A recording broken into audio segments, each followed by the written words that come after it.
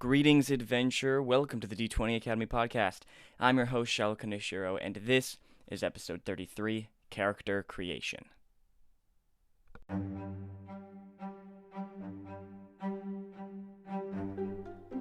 Hey guys, welcome to this week's podcast episode. In this one, I'm going to break down character creation in 5th edition and give you guys tips and tricks on the process.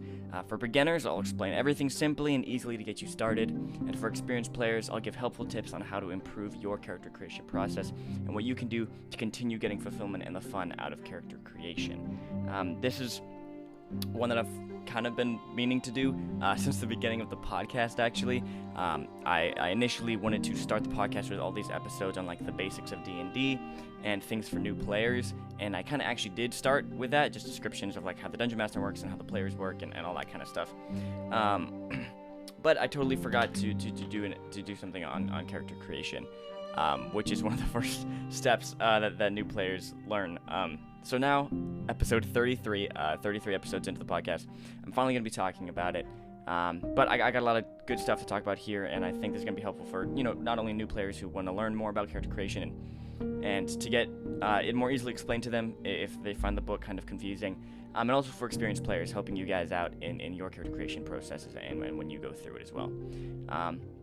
Once again, if you guys want updates on D20 Academy, what we're doing here, we're doing so much other stuff other than the podcast, and what new podcast episodes are going to be, and if you want input on what you want the future podcast episodes to be about, you can go ahead and follow us on Instagram at D20_Academy, and also just refer the podcast to your friends. If you have some people who play Dungeons & Dragons, or you have some friends that you want to rope in to Dungeons & Dragons, or just role-playing games in general, just that whole awesome world, then go ahead and refer them to this podcast, and that means a lot to me. I work really hard on these every single week, and being able to just reach more people and help more people get into this hobby, or make their games even better and more fun for them and their friends means a lot to me. But without further ado, let's jump right into character creation.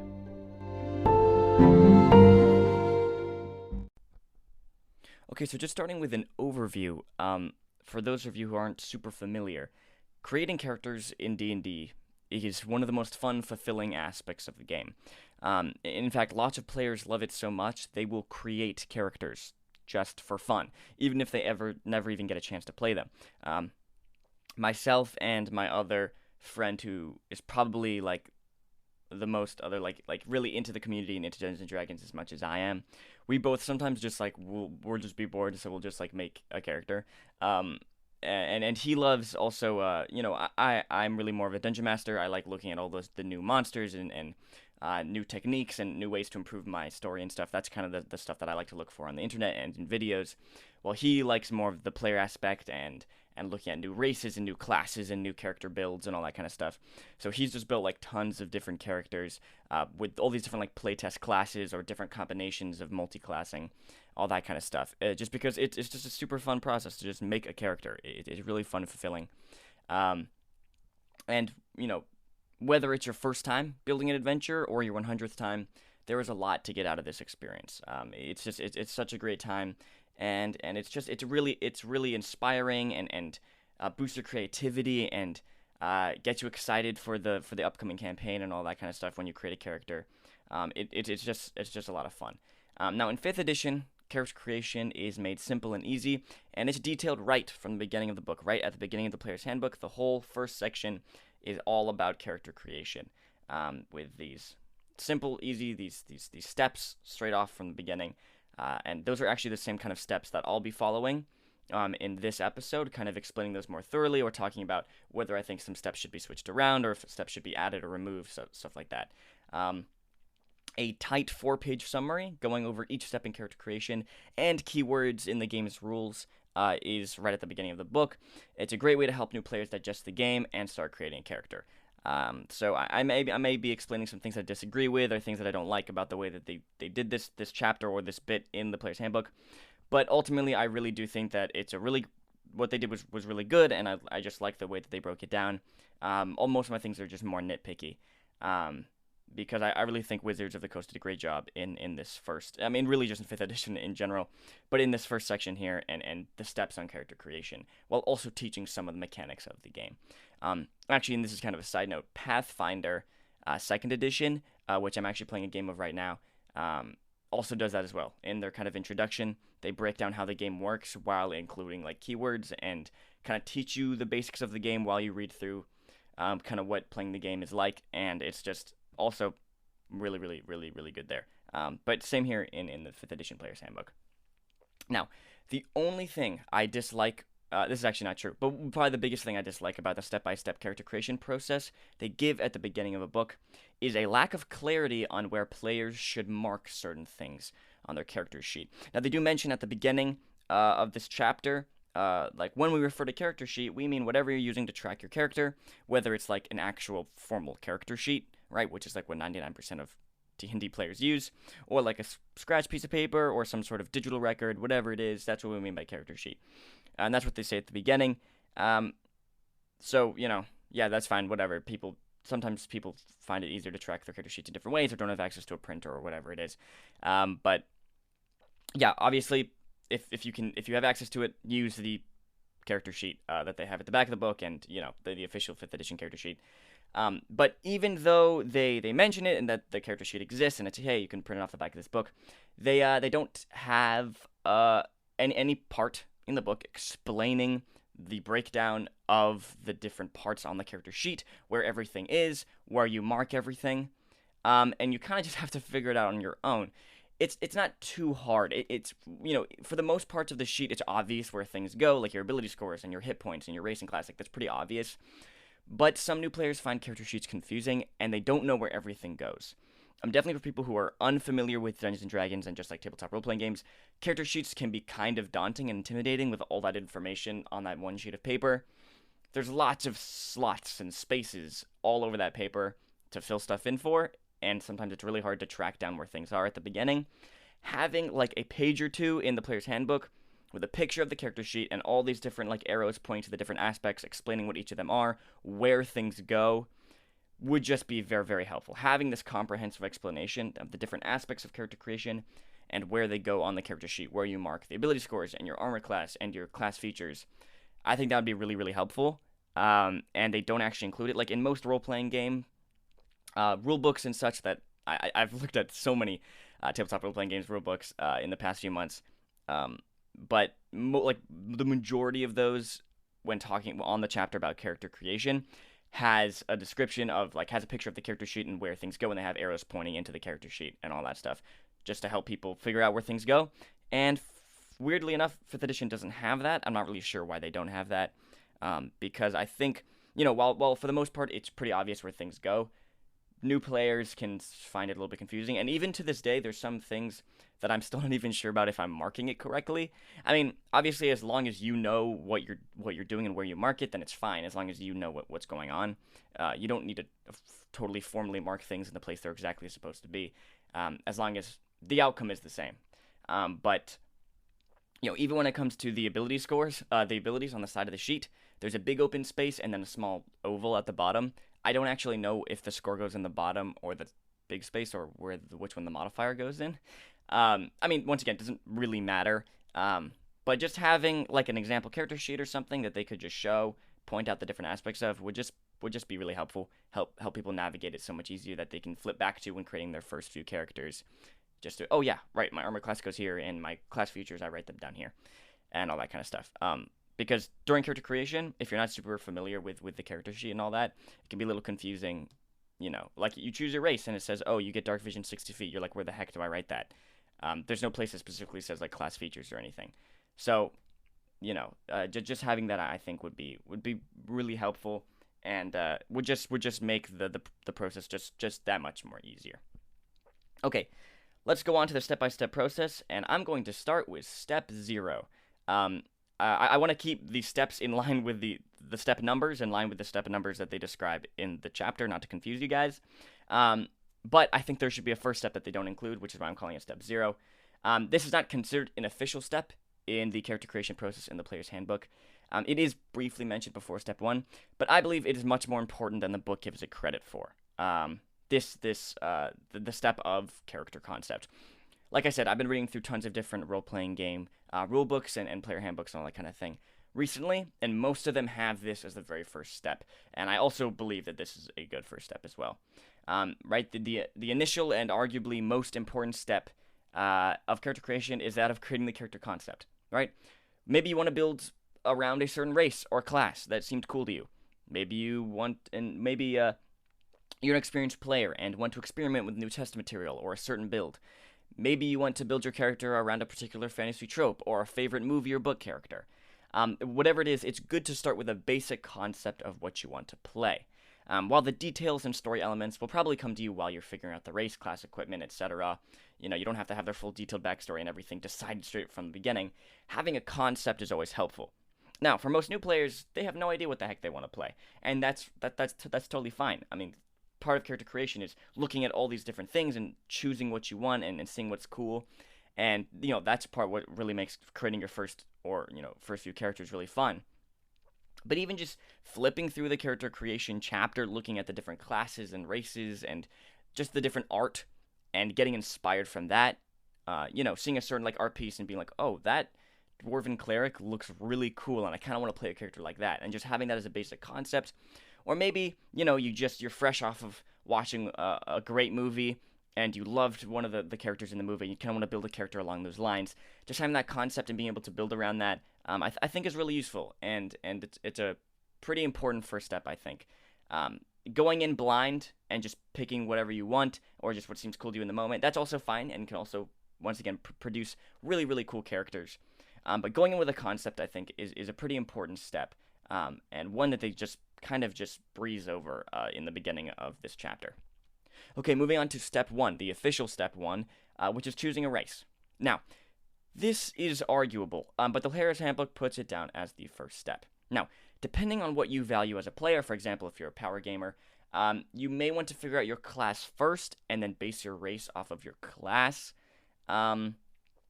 Typically, when I help new players through character creation, creating their first character for 5th edition, I kind of merge choosing a race and choosing a class together, because lots of people like choosing their race based off their class or choosing their class based off their race. It just depends on what you value more in a character. For example, if you're someone who's a power gamer, you like being really powerful, you like optimizing your character, choosing the best character options, making your character the best that they can be in combat. This is not a bad thing, but if you're someone who enjoys that more line of play, the class is going to be much more important to you than the race, because the class is, you get all your proficiencies, all your abilities, that all comes from the class. What you get every time you level up all comes from the class. The only thing you get from your race is a couple different features and stuff just at the beginning of character creation. You don't really get anything else when you level up or anything like that. And also, races give different ability score bonuses to the various abilities. So elves give a bonus to dexterity, dwarves give a bonus to constitution, that kind of thing. And classes value different ability scores. For example, barbarians want high strength and constitution, that's what they use the most. Wizards want high intelligence because that's what they use to cast spells, etc. And so if you choose your class first, say, okay, you know what, I really want to be a barbarian. You may want to choose a race that gives a bonus to strength or constitution or both, because that is that's going to help you be a better barbarian. Now, once again, if you just want to, play a character, you don't really care how powerful you are or anything, that's fine. That's kind of how I am. I just like choosing a cool race, a cool class, just a character that I want to play, whether or not they really match up and give bonuses to each other or whatever to make me the most powerful, I don't really care about. I just want to play a cool, fun character that I like. So in that regards, then it's fine. Yeah, just choose a race and then choose a class. Just choose whichever ones you think are cool. Doesn't really matter that much. But if you're someone who cares about being powerful and cares about doing things in combat and feeling like a useful asset to the team, you may want to choose your class before you choose your race.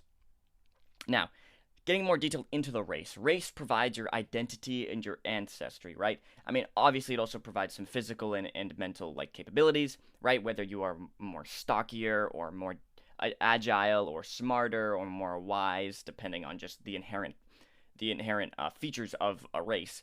That kind of is down to your race, but also the different cultural aspects of a race, right?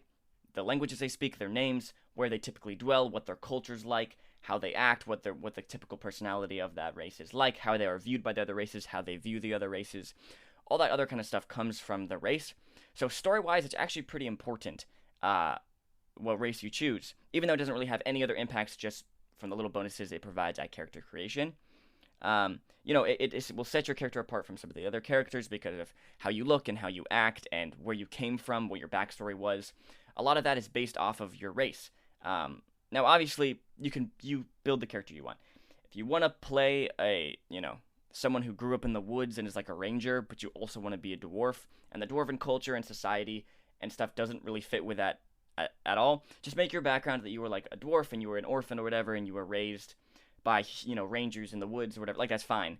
But I think going through each of the races' descriptions, reading about them, reading about their culture and their history, can inspire a lot and help you create a cool, realistic character that makes sense in the context of the setting. So yeah, while it doesn't provide any benefits past character creation, your race can matter a lot in the narrative, and it's, once again, a great inspiration for your character's backstory and personality, depending on the race you choose. Alright, going on to step 2. This is choosing a class. This is probably the most impactful decision you'll make in character creation, right? Your class is your vocation, your skill set, what kind of job you'll make up while adventuring, and maybe talking with a gaming group about party makeup, and who wants to play what class is always good. I suggest if you are starting a campaign, create characters together. Do a character creation day where everyone kind of creates characters together and bounces ideas off of each other. Maybe figure out how some of their characters are connected or whatever it is. Also, in that way, not everyone chooses the same class or anything. And if you guys care about having a variety of classes and someone who can cover every base and adventuring and all that kind of stuff, being able to talk with your friends and figure all that out matters a lot. Because once again, your class dictates kind of what you do in the game. So it's pretty important. Classes also dictate your health, your hit dice and hit point maximum. Now, this is something a lot of new players don't really understand, the concept of hit dice and all that kind of hit point maximum. That all makes sense, but the hit dice thing doesn't really make a ton of sense. But basically, hit dice is an amount of dice, in a certain kind of dice, right? Depending on what number of sides it has, that kind of dictates how much health your character will have, basically. So if you're a barbarian, your hit dice will be d12s. If you're a rogue, your hit dice will be d8s. And then if you're a wizard, your hit dice will be d6s. And basically, every time you level up, you roll this kind of dice, add your constitution modifier, and that's how much extra health you get onto your hit point maximum.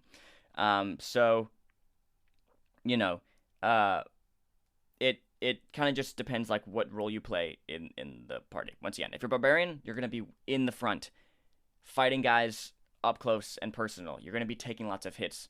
And so having lots of health makes sense. So you can go in there and take lots of hits. If you are, a wizard whose power comes in the spells they can cast, but can drop easily, you're going to have lower hit dice.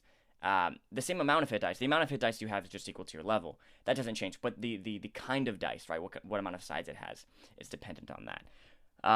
So that's kind of what hit dice are. And then also, every time you take a short rest, you can spend hit dice and roll them, and that's how much health you regain. So yeah, it's just kind of depending. It's just a thing that helps dictate more of what your class does. If your hit dice is a big dice, like a d10 or a d12, you're probably meant to be up close taking hits because you can withstand it because you have lots of health. If it's on the lower side, like d8, d6, you may want to be more in the back, and that kind of helps dictate what you do in battle, what you do in the party. Classes also dictate your proficiencies, and your proficiency bonus, depending on your level, which I'll kind of get into later. But proficiencies is basically what your character is skilled at. You may have already gotten some of your abilities, some of your proficiencies from a racial ability. But basically, whether you can use swords or axes or heavy armor or thieves' tools, whatever it is, these come from your class. And these matter a lot. Choosing, what you do in combat, what kind of weapons you use, what kind of armor you wear, all that kind of stuff is based on your proficiencies. If your class does not give you proficiency in a shield, you can't really use shields. If it doesn't give you proficiency in martial weapons, you can't wield long swords, stuff like that. Now, for a class, if you're a new player, honestly, just choose something that sounds interesting to you. Look through the art, see which class looks the coolest. If you're very unsure about the rules and the mechanics of the game and you want to just play an easier class just to get used to the system, I'd say go with Fighter, Barbarian, Paladin, or Ranger. Those are probably the easiest classes, the ones that are most simple, and you can pick up easily to understand the rules of the game. While spellcasters like warlocks, wizards, and sorcerers are going to be much more complex if you're not super confident in your ability to figure out the rules of the mechanics. Now, if you're an experienced player, you probably want to take your class very seriously. As you know, it defines your line of play. Try choosing something you haven't tried before, but is still up your alley. We as humans and as players, we have a certain way that we like to play. Obviously, you don't want to be playing the same exact character, like stereotype character, whatever, every single time you play a new character in a different campaign. But, we all kind of have our own preferences of what kind of character, what kind of hero we want to play as. But also, if you're an experienced player, you don't want to be playing the same class over and over again. Unless you absolutely adore it and you love it so much you can continue having fun playing it forever.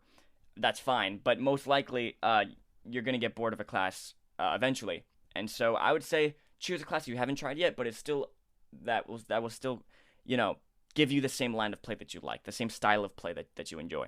If you just love spellcasting and solving problems with spellcasting, and you've just played a sorcerer in your campaign, you're starting a new one, maybe play like a wizard or a warlock or something a little different, but still up your alley in being a spellcaster. Also, there are tons of new classes and subclasses in extra 5th edition material and unofficial material like Unearthed Arcana, which is cool. If you're using official things like those from Xanathar's Guide, that's fine. I'd say go choose those. Go look into those new subclasses and stuff to play a cool new character. If you're going to be using unofficial material like that from Unearthed Arcana, or other things you just find online, make sure you check with your Dungeon Master first to make sure they're comfortable with it and are okay with its power level and all that kind of stuff. Okay, step 3, determine ability scores. So, what are the abilities? If you're kind of new to the game and you don't understand yet, the abilities are the 6 different things that kind of make up your character. They are strength, dexterity, constitution, intelligence, wisdom, and charisma.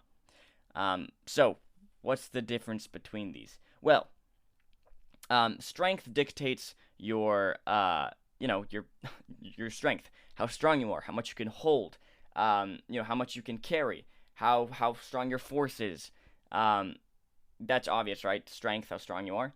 Dexterity is a little more complex. If you're not familiar with the word, dexterity or what being dexterous means, it's kind of like your agility, your reflex, things like dodging out of the way of an explosion is dexterity. Things like picking a lock with meticulous, using your fingers to meticulously pick a lock carefully, that's also dexterity. Sneaking around, trying to be stealthy, that's dexterity. Just kind of like agility, reflex, balance, coordination, all that kind of stuff. That's all dexterity.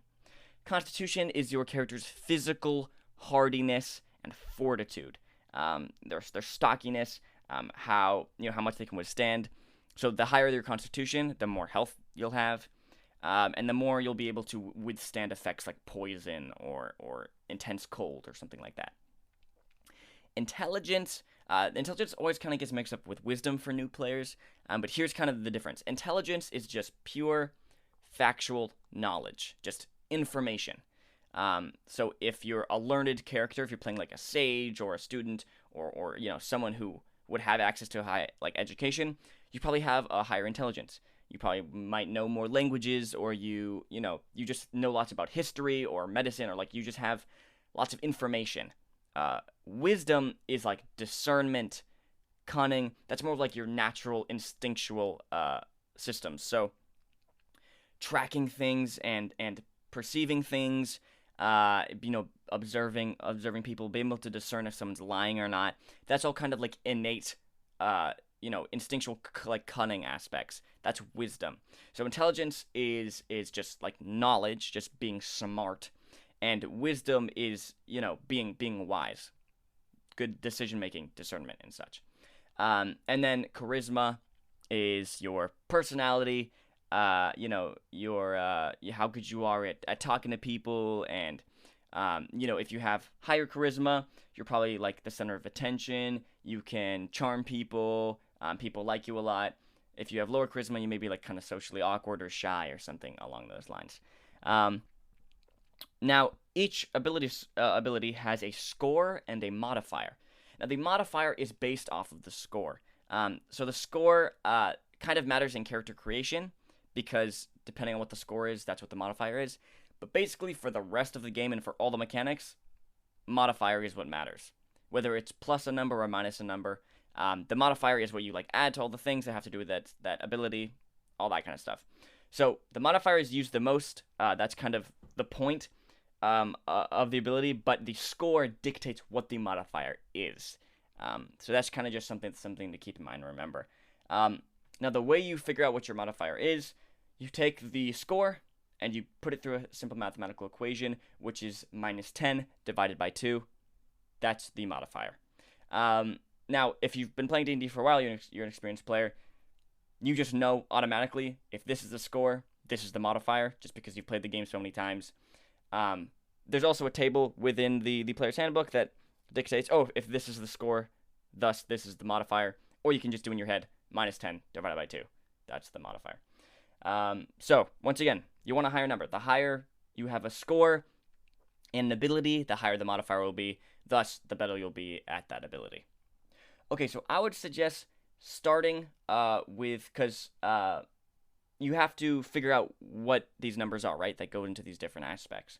So there is the starting ability scores, just the basic ability scores that they provide, 15, 14, 13, 12, 10, 8, and you can put those into any abilities you want, spread those out as you wish. There are other versions that they describe in the book to be able to figure these out, as in a system where you like spend points to buy a number and fit that in, or by rolling dice. But these other two systems can get a little imbalanced and weird. If you're a new player, I suggest just using the basic set of scores. The Dungeon Master will probably tell you guys what to use. He'll probably use the same system across all the characters. It'd be unfair if you told someone, like, you use the basic ability scores, but you can roll for your ability scores, or whatever. But I suggest just using the basic scores that they give you, 15, 14, 13, 12, 8, and putting those into the various abilities. Now, remember, this is for the score. This is not the modifier. Put these 6 different scores in the different abilities. And then, of course, depending on your race, bonus to certain ability scores, right? If you're an elf, you're going to get a +2 to whatever you put into dexterity. So if you put a 15 into your dexterity, you'll get a 17. If you put a 13 into your dexterity, you'll get a 15, etc. Now, what I would suggest figuring out where you allocate these things. I'd say first start with the 2 highest die, the 2 highest scores, the 14 and the 15, and then the lowest score, the 8. Now, these may be different if you used another method of getting your ability scores, the point system, or the rolling the dice. But this is to figure out your character's biggest strengths and weaknesses, and then fill in the rest. This is what I like to run new players through, and what I think is the best way. So, depending on your class, you're going to have 1 or 2 primary abilities that matter, right? If you're, once again, a barbarian, you want high strength and constitution. If you're a cleric, you're going to want high wisdom. So take one of the 2 higher numbers, 15 or 14, and put that into this ability score, just so you can be useful in the game and useful in combat and all that kind of thing. And then figure out what your second highest ability score is. So your character has kind of one primary thing that they're good at, whether it's wisdom or intelligence or constitution, and then what's the second best thing that they're good at? Strength, dexterity, intelligence, whatever it is. Once again, some classes want 2 high abilities, so just make those your 2 highest. But some classes only dictate, like, okay, just make this your highest, and whatever your second highest is whatever you want it to be. But, figure those 2 out, and then take your 8, or whatever the lowest number is for you, and allocate that. That's your character's biggest weakness, their biggest flaw. Now, this is fun. This should matter a lot. Not only do you want your character to be strong at certain things, right? You also want your character to be bad at certain things, right? It creates a realistic, fun character that you can play around with that flaw. So, having a character, maybe you're playing a barbarian, and they say, okay, the book says you want high strength and constitution. So you say, okay, you take your 2 highest scores, put them into strength and constitution. Maybe you chose a half-orc, so you also get bonuses to your whatever you put into strength and constitution. So you put the 15 and the 14 in there, you add the bonuses, and now you want to choose where you put your 8. Well, you can choose between dexterity, intelligence, wisdom, and charisma, right? Now, what do you don't put this into like a thing you think you'll never use so you can be super strong. Put this into something that you think fits your character and something you want to play around. Having a flaw and having this kind of thing can be really fun and create an interesting character. Putting the 8 in dexterity probably makes your character pretty clumsy. Putting it into intelligence probably makes them not very smart. Putting it into wisdom means they're probably not the best at decision making or perceiving the world around them. They're a little oblivious, caught up in their own world. And putting into charisma probably makes them shy, socially awkward, not good at connecting with people. So where you put this lowest ability score matters just as much as the higher ability scores, because you want to have your character have a kind of a bigger weakness that kind of matters. And then the middle numbers that you haven't chosen, just spread those out as you wish. Whichever ones you want to be a little higher, which ones everyone will be a little lower with the abilities you have left. Okay, so that's that. Step 3. On to step 4. Describe your character. Now, hopefully you've been inspired by the other steps so far, right? Reading about your chosen racing class can give you ideas for what you want your character to be. Maybe something about dwarven culture stood out to you and you want to work it into your backstory and personality. Maybe the description of a bard who performs acrobatics sounded cool to you and you want to work that in. Probably through character creation, choosing your racing class, and reading up on all that kind of stuff inspired you to be able to flesh out your character a little bit more. So now you kind of describe your character more. Also, build around your ability scores, right? Like I said, a character with high intelligence will be brilliant and maybe even a smartass. And a character with low dexterity will be like somewhat clumsy. So when you are building this character, describing this character, not only like what they look like and what they wear, depending on like their race and their class and all that kind of stuff, but also build around their ability scores, right? If your character has high constitution, they're probably pretty, stocky and they're not bony and sickly if they have a high constitution. So build around your abilities, personality, and physical attributes and all that kind of stuff around your ability scores, so it makes sense to your character. You also have to decide in step 4 your alignment, ideals, bonds, flaws, and background. So your alignment is kind of your character's moral, what their morality, basically, how they act in certain situations depending on what they believe. I'm not going to get into this a ton here. You can look at it in the book. There's tons of information online about it. And actually, episode 10 of the D20 Academy podcast, there's a whole breakdown of alignment. So go ahead and listen to that if you haven't already or if you want to learn more. So you have to figure out your alignment and your ideals, bonds, and flaws. So, also personality traits, I believe. And your personality traits. So these 4 things kind of dictate your character's, personality and different aspects of them that kind of build up the foundation of your character, rather than just like numbers and armor and weapons and attacks. So your personality traits, here you just kind of put a list of like adjectives that describes your character's personality. Are they brave? Are they brooding? Are they clumsy? Are they happy-go-lucky? So just put in a bunch of descriptors of what your character's personality is like. Your ideals are, what your kind of what you like. What do you believe? What do you how do you view the world? What do you stand by? If your ideal is honor, then you care about honor, and not only in yourself and in others you see. If it's about freedom, you care about your own personal freedom and probably about the freedom of other people who are being oppressed. Whatever your ideals are. Your bonds are things you have like personal connection with, things you hold most dear. Maybe it's like a personal quest for you. Maybe it's like your family. Maybe it's like a certain item or a keepsake, whatever it is. And then flaws are obviously your flaws, right? Your biggest weaknesses. Now, I always say when I'm creating characters with new players, put as much flaws as you possibly can. Your flaw box on the character sheet should be overflowing.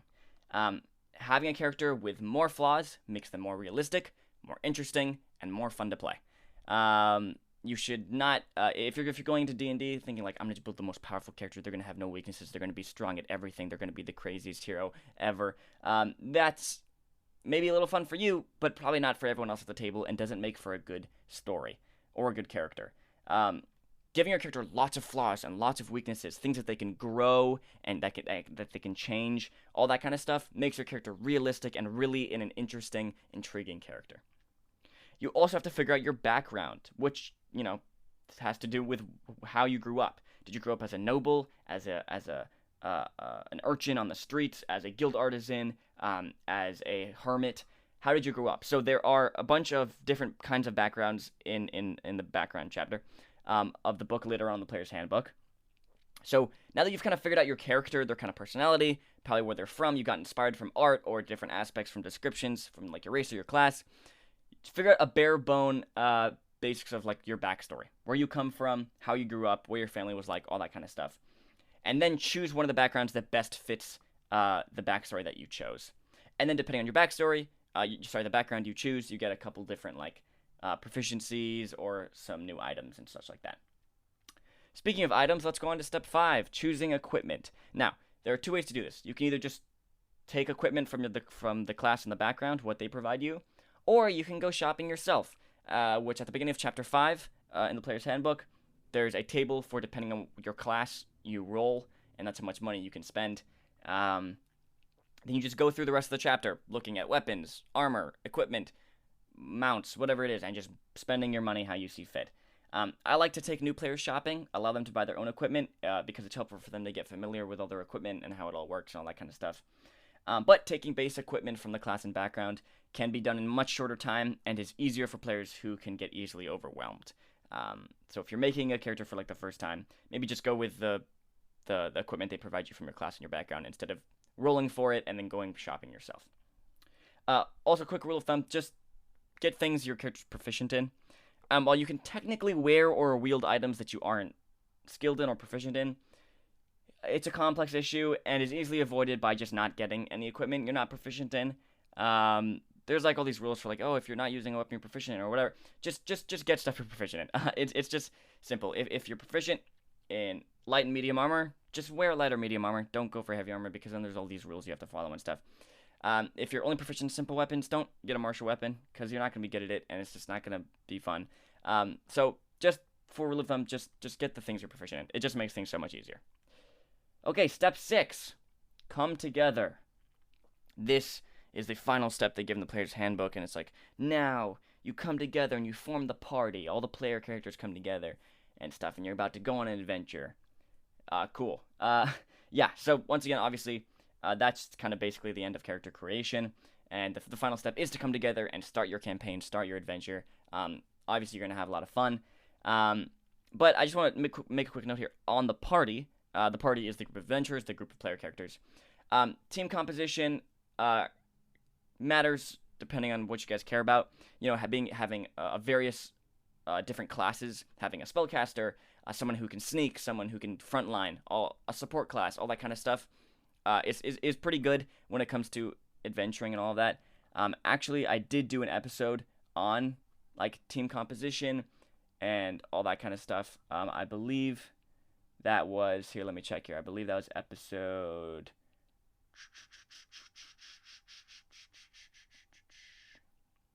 Was it, episode 9.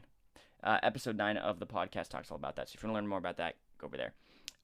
Also, you may want to have, like, characters with various personalities and background choices just to create a colorful, interesting group of individuals. So that's, that all kind of comes together with the party. Now, I have 2 unofficial steps after that. So my unofficial step 7 is on spells. So while it's fine to choose spells and to figure out spellcasting during the step where you choose your class, I like to save it for last. If I'm helping a new group of players make characters, I want everyone to advance to the next step at the same time, and having a couple people go through spells and that whole debacle while everyone just sits there isn't fun.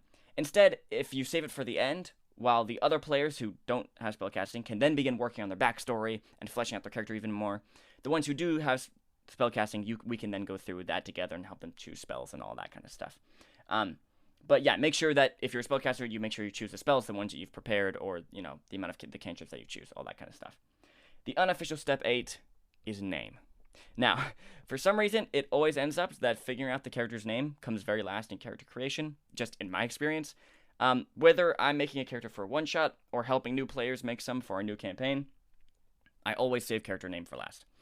Now, obviously, you should do it when you want, when a name comes to you, but I think the character's name is very important, and it should reflect the character, which you only really know the character once you've figured out everything else.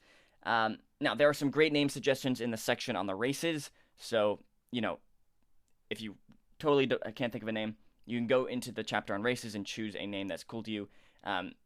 Most likely, you'll choose a name from the list of names from the race that you're from. But maybe, like, if your character is, like, a halfling, but they were raised by elves, you may choose an elven name because that's what the elves gave you. But do what you think is best. Do it, make sure it fits the setting, fits your character. But I love coming up with names, and I think the names are, like, a really big part of character creation process, and it's really fun. So, doing that all together and like bouncing ideas off of each other and stuff can be really cool and fun. Okay, the last note I want to make in this episode is advancing in level. So this isn't really a part of character creation in the book, but they do talk about it at the end of that chapter. So basically, if you're not aware how this works, you gain experience points, or XP, by like killing monsters, solving problems, and when you get to a certain amount of XP, experience points, you level up. And when you level up, you get more health, you get new abilities, all that kind of stuff, depending on what class you've chosen. Your hit dice increases, and you increase your hit point maximum, like I mentioned. But yeah, enjoy it. Leveling up is a really cool experience, definitely for new players. Getting stronger and getting access to new abilities is really exciting and should inspire new ideas and tactics. Now, for experienced players, leveling up may mean multi-classing or experimenting with new and different builds. So you can check out episode 16 for more information on multi-classing and choosing feats and all that kind of stuff there. If you're more of an experienced player. But yeah, leveling up is really cool. It's a really fun aspect of of playing a character. And I just mentioned here about how you get experience points. That's how it's all detailed in 5th edition material, is everything's based off of XP. But a lot of people don't like using XP and using like the milestone system or just their own system or just leveling up the party whenever they think it's appropriate. So you can figure out with your playgroup what system you like the best, whether you want to use experience, XP or milestone or whatever it is.